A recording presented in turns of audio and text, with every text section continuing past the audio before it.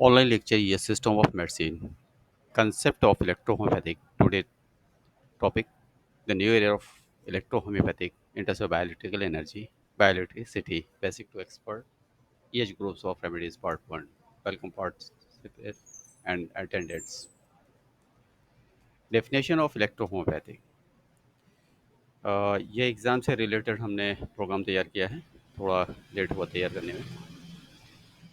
Definition यहाँ पे दी जा रही है इलेक्ट्रोहोम्योपैथ की और कंसेप्ट ऑफ इलेक्ट्रोहोम्योपैथ से रिलेट करता है।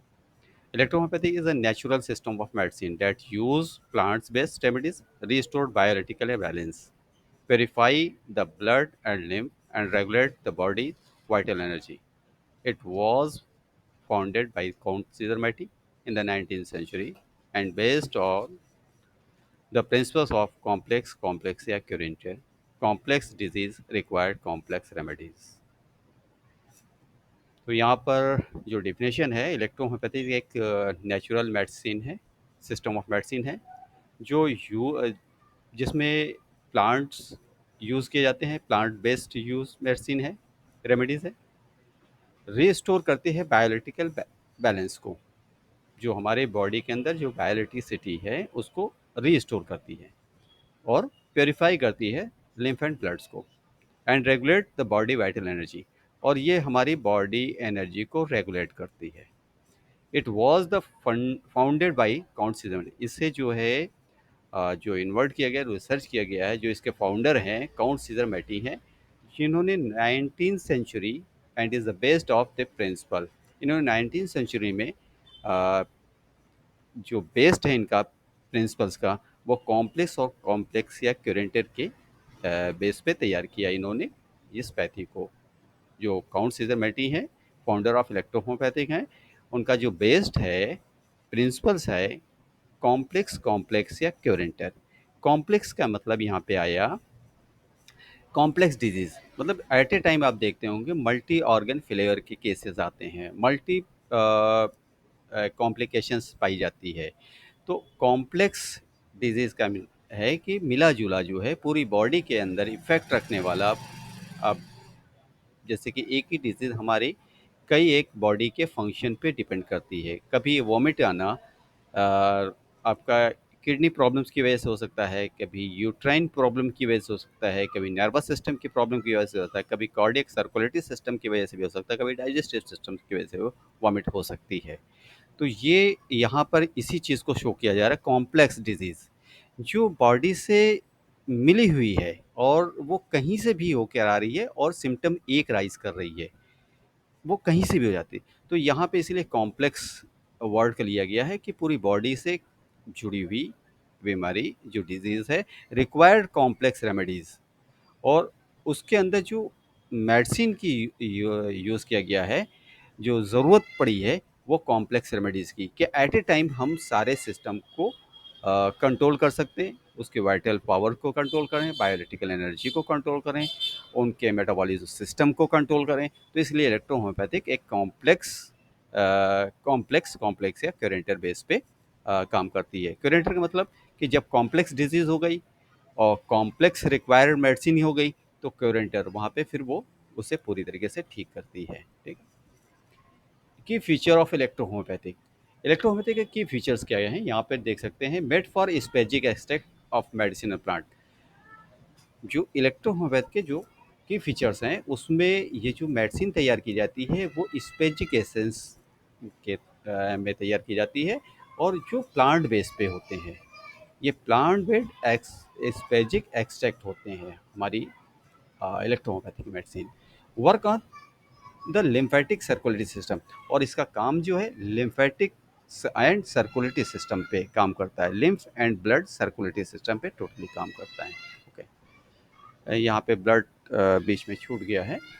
बैलेंस बायोइलेक्ट्रिकल एनर्जी, और ये जो है बायोइलेक्ट्रिकल एनर्जी को बैलेंस करती है। Regulate the electric force of the body for hailing. ये हम इमीडिएटली जो रिस्पांस हमारी बॉडी के अंदर होता है, हम बहुत ज़्यादा जल्दी अगर रिलीफ मिलती है, या हम एक्सर्शन से बाहर आते हैं, या टायर्डनेस से बाहर आते हैं, तो वो हमारे अंदर जो बायोलिटिकल एनर्जी है जब फुल्ली चार्ज होती है तो हम अपने आप को हमेशा फ्रेश महसूस करते हैं और हेल्दी महसूस करते हैं, हमारी बॉडी एक्टिव जो एक्टिव फॉर्म में होती है। तो ये इलेक्ट्रोहोम्योपैथ क्या करते हैं, बायोलिटिकल एनर्जी को रीस्टोर करने का काम करती है, रेगुलेट करने का काम करती है। ठीक है, restore the polarity and of cells and organs.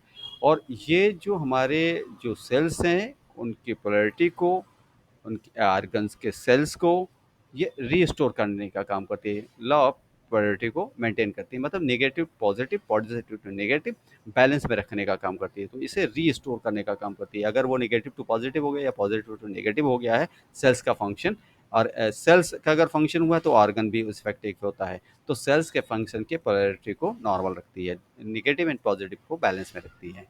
ठीक है, पेरिफाई ब्लड एंड लिम्फ। और ये लिम्फ एंड ब्लड को पेरिफाई करती है। कैसे करती है, clean toxins, improve circulation and enhance immunity. क्या करती है, सबसे पहले बॉडी को डिटॉक्सिफाई करती है, इम्प्रूव सर्कुलेशन, सर्कुलेशन को नॉर्मल करती है, बैलेंस करती है। जहाँ पे सर्कुलेशन नहीं हो रहा है उसे सर्कुलेशन सर्कुलेशन के ज़रिए उसको उस जगह को मेंटेन करना, वहाँ पे सर्कुलेशन को कंप्लीट कराना। और अगर कहीं पे सर्कुलेशन बहुत फास्ट हो रहा है, बहुत ज़्यादा हो रहा है, तो उसको बैलेंस में लेना, वहाँ पे स्लो करना, काम को बैलेंस में करना। तो ये एक बैलेंसफुल काम करता है। एंड हिंस इस तरीके से ये इम्यूनिटी सिस्टम को हमारे मेंटेन करती है। नो साइड इफेक्ट, इलेक्ट्रोहोम्योपैथी में कोई साइड इफेक्ट नहीं आता। Remedies are non toxic and non alcoholic and non addictive. Electrohomeopath की मेडिसिन कोई नॉन टॉक्सिक होती है, नॉन एल्कोहलिक है। अभी लोग रेक्टिफाइड स्प्रेड यूज़ कर रहे हैं, वो होम्योपैथिक पैटर्न है, वो इलेक्ट्रोहोम्योपैथ से बिल्कुल अलग रहे हैं, इसीलिए आज प्रॉब्लम आ रही है। एंड नॉन एडिक्टिव, और इसकी आदत भी किसी को नहीं पड़ती। जैसे कि होता है कि चलो ठीक है, आप ये एक मेडिसिन लिया, बगैर उसके लिए हुए नींद नहीं आएगी, बगैर उसके खाए हुए पेन नहीं जाएगा। तो ऐसा इसमें इलेक्ट्रोहोम्योपैथी नहीं है। आप एक कोर्स करो, कोर्स करने के बाद, जैसे कि डायबिटीज़ के पेशेंट हैं, गोलियाँ लेनी पड़ती है, ब्लड प्रेशर के पेशेंट को गोलियाँ लेनी पड़ती है, डिप्रेशन के पेशेंट को गोलियाँ लेनी पड़ती हैं।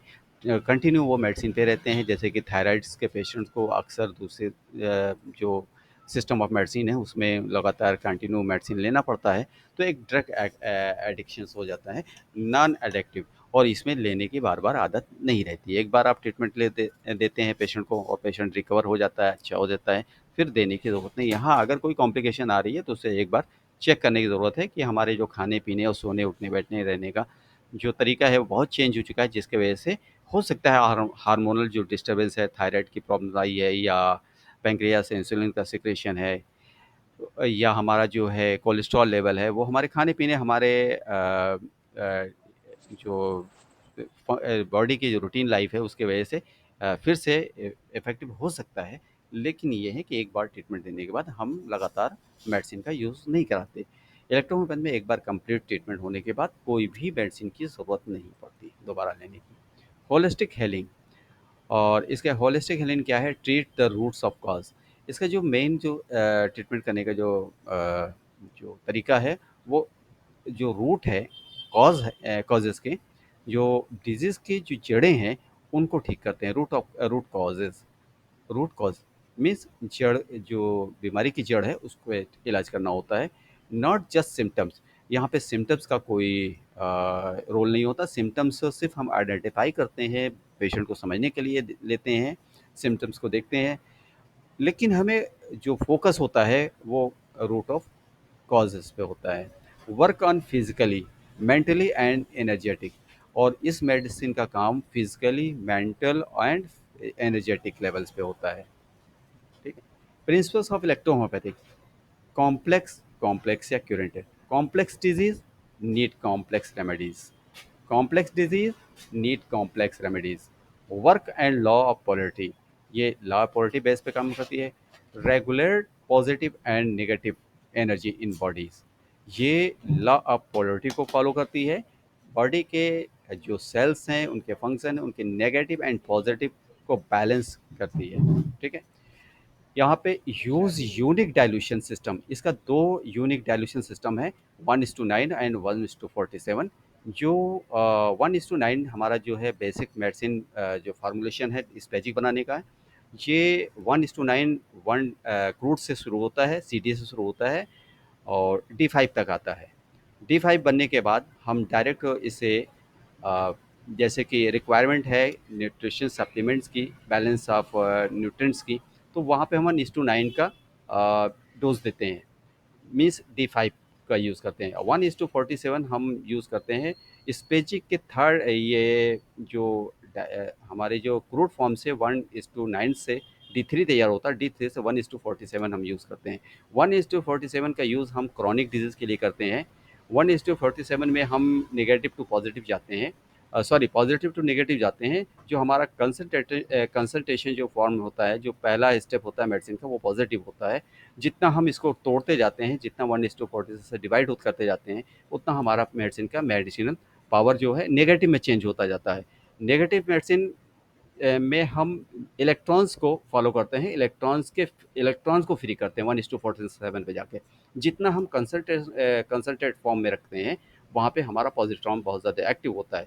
नेगेटिव डिजीज़ के लिए हम इलेक्ट्रॉन का सॉरी नेगेटिव डिजीज़ जहाँ पे इलेक्ट्रॉन्स ज़्यादा वीक पड़ रहे हैं, तो वहाँ पर हम इलेक्ट्रॉन सॉरी जो इलेक्ट्रॉन मीन्स नेगेटिव डिजीज़, जहाँ पे इलेक्ट्रॉन्स का फ्लो ज़्यादा हो रहा है, वहाँ पे हम पॉजिट्रॉन का फ्लो ज़्यादा बढ़ाते हैं। जहाँ पे पॉजिट्रॉन का फ्लो यानी यानी जो भी कॉम्प्लिकेशंस पॉजिटिव दिख रहे हैं, यहाँ पे सर्कुलेशन बहुत फास्ट हो रहा है, वहाँ पे हम इलेक्ट्रॉन्स का फोर्स देते हैं। इलेक्ट्रॉन्स के फोर्स को देने के लिए हम 1:47 का हायर डाइल्यूशन को चूज़ करते हैं। हर पेशेंट का अलग अलग वैल्यूज़ होती है। कभी आप अगर 10 साल या 5 साल या 8 साल या कभी 15 दिन के भी अगर लेट से पेशेंट आते हैं, तो वो क्रॉनिक में चले जाते हैं। ये क्रॉनिक पेशेंट जो होते हैं, इनकी जो है सेंसिटिविटी बढ़ जाती है और पॉजिटिव फेस बहुत ज़्यादा होता है, जिसमें हम अगर 1:9 का अगर फार्मूला देते हैं, तो यहाँ पे पेशेंट को हाइपर एक्टिविटीज़ मिलती है, हाइपर टेंशन हो सकता है, तो वहाँ पे हम देते हैं 1:47 का। बीपी हाई हो सकता है, तो जब ऐसी कंडीशन दिख रही है कि जब हम मेडिसिन दे रहे हैं, मेडिसिन से एग्रवेशन आ रहा है। एग्रवेशन का मतलब होता है मेडिसिन जो बैलेंस में करना चाहिए था, जहाँ पे पेन को रिलीव करना चाहिए, पेन को इंक्रीज कर रही है, तो वहाँ पे हम 1:47 का फार्मूला दे करके उसको डिक्रीज मीन्स बैलेंस में लाते हैं। ठीक है। और 1:47 का 3 पार्ट होता है। 1:47 first dilution, 1:47 second dilution and third dilution. First इसमें पॉजिटिव माना जाता है, सेकेंड न्यूट्रल माना जाता है, और 47 का जो थर्ड पार्ट होता है वो नेगेटिव माना जाता है। लेकिन ये हो नहीं सकता है, अलग अलग पेशेंट में अलग अलग कंडीशन पे निगेटिव और न्यूट्रल और पॉजिटिव चलती है। किसी को 10th अगर डाइल्यूशन हम यूज़ कर रहे हैं, तो वो भी किसी के लिए पॉजिटिव वर्क करेगा, क्योंकि उसकी सेंसिटिविटी पे डिपेंड करता है। तो इसके हिसाब से फिर हम हायर डाइल्यूशन में जाएंगे, जिसमें 30 है, 60 है, और 100 है, 200 है, 500 है, 1000 है, 10,000 भी यहाँ पर हम यूज़ करते हैं। लेकिन हमें यूज़ करने की ज़रूरत नहीं पड़ती, हम 1:9 के रेशियो में D5 पे ही सारा बैलेंस कर लेते हैं, इसलिए हमें कोई ज़रूरत नहीं है। हमारे वहाँ डाइल्यूशन का यूज़ बहुत कम है, और इलेक्ट्रोहोम्योपैथ में डाइल्यूशन का यूज़ कम से कम होता है। हम अगर 1:9 को ही अगर बैलेंस में हाईली और जैसे कि कंसंट्रेट फॉर्म में और डाइल्यूट फॉर्म में यूज़ करें, जैसे कि 5 ड्रॉप हम 50 ml डिस्ट वाटर में अगर डालते हैं, तो एक बैलेंसफुल मेडिसिन तैयार होती है। अगर हम उसी को 10 से 20 या 100 ड्रॉप डाल दें, तो वो कंसंट्रेशन ज़्यादा हो जाता है, जो पॉजिटिव हो जाता है। अब अगर इसी 150 ml में हम 1 ड्रॉप अगर मेडिसिन डालते हैं, तो ये नेगेटिव चार्जेस हो जाती हैं। तो इस तरीके से हम एक ही में सारे को बैलेंस कर लेते हैं। अगर नहीं करना आता है, तो फिर 1:47 का फार्मूला वो नए प्रैक्टिशनर्स के लिए बहुत ज़रूरी होती है। Okay. Conclusion, why electrohomeopathic, natural, safe and side effect free treatment. ये जो है एक नेचुरल बेस है, सेफ है and side effect free treatments देते हैं। यहाँ पे हम बैलेंस एनर्जी करते हैं, प्योरीफाइड ब्लड को करते हैं, एंड रीस्टोर ऑफ हेल्थ करते हैं, हेल्थ को रीस्टोर करते हैं। Holistic approach to healing disease at the root level. ये हम नेचुरल तरीके से मेडिसिन जो हेल्थ है उसको बैलेंस करते हैं, और पूरी तरीके से जैसे कि एक नॉर्मल इंसान होता है, कंप्लीट उसी पे हम ला के रखते हैं। हमारे वहाँ कभी भी किसी भी डिजीज़ के लिए परमानेंट कोई ट्रीटमेंट नहीं है कि जो लॉन्ग टाइम तक ट्रीटमेंट दिया जाए, या फिर ऐसा कह दें जैसे कि ब्लड प्रेशर में हमेशा के लिए गोलियाँ दी जाती हैं, या डायबिटीज़ के लिए। यहाँ पर एक बार बॉडी के फंक्शन को रीजनरेट कर दीजिए, सारे सेक्रेशन स्टार्ट हो जाते हैं, सर्कुलेशन नॉर्मल हो जाते हैं, तो वहाँ पे आगे फिर कोई मेडिसिन की ज़रूरत नहीं रहती। Okay, thank you. आज का लेक्चर यहाँ पे कंप्लीट होता है, और अगर किसी टाइप की कोई प्रॉब्लम्स हो और तो उसे नोट करें, और सैटरडे को यहाँ पर जब 2 बजे आएँ तो उसे फिर से आप कंटिन्यू कर सकते हैं। Okay, any questions, any doubts? Hello Hansa. जी हाँ, बोलिए। जी हाँ, ये बोलिए। अपने जो डाइल्यूशन दो टाइप के बताए, 1:9 1:47, जी, जी। इसमें कंफ्यूजन हो जाता है। देखिए 1:5 वाला जो है स्पेजिक बनाने के लिए किया गया, जिसमें ग्लोबल्स बनती है, और हाँ 1:47 क्रॉनिक डिजीज के लिए है, जो वन वन पार्ट मेडिसिन है, 1 ml medicine 47 ml distil water का यूज़ किया जाता है, तो उससे डाइल्यूट किया जाता है। हाँ। ये हमेशा क्रॉनिक के लिए यूज़ किया जाता अच्छा है। क्लियर? मगर ये जो हाँ, हम्म, क्या कह वो रहे हैं? रेबिशन का जो बुक डाला था ना आपने, हम्म, और रेबिशन वालों ने ऐसा दिया है कि वह 30 ml डिस्टिल वाटर में हम्म। 30 ड्रॉप डालेंगे तो फर्स्ट डाइल्यूशन बनेगा। वो सब स्टैंडर्ड है। स्टैंडर्ड वो है कि आप 1 ml प्रॉपर वे में लें मेडिसिन, और 47 ml मेजरमेंट करें, और फिर एक बोतल में दोनों को हम्म। मिलाएं, फिर वो सही फार्मूला होगा। अच्छा। वो 30 ड्रॉप वाला है कि अंदाज है, कभी हो सकता है आपके जो नोजल हैं ड्रॉप के, कुछ बड़े हो सकते हैं, कुछ छोटे हो हम्म। सकते हैं, तो आपका तो फार्मूला सब स्टैंडर्ड होगा, वो स्टैंडर्ड नहीं होगा। हाँ, ये है कि क्लिनिक में आपके पास नहीं है तो एट ए टाइम उसी वक्त आप बना सकते हैं, मतलब एक वो सब स्टैंडर्ड है, स्टैंडर्ड फार्मूला नहीं है वो।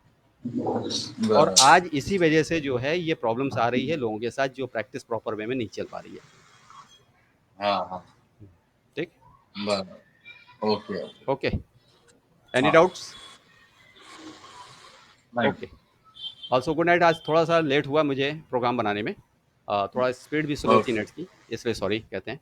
हम्म। ठीक है, बेस्ट ऑफ लक। अच्छा, कल से हमारा प्रोग्राम 9:30 पे शुरू होगा, 15 मिनट थोड़ा और बिफोर कर देंगे। ठीक है, best of luck, also good night.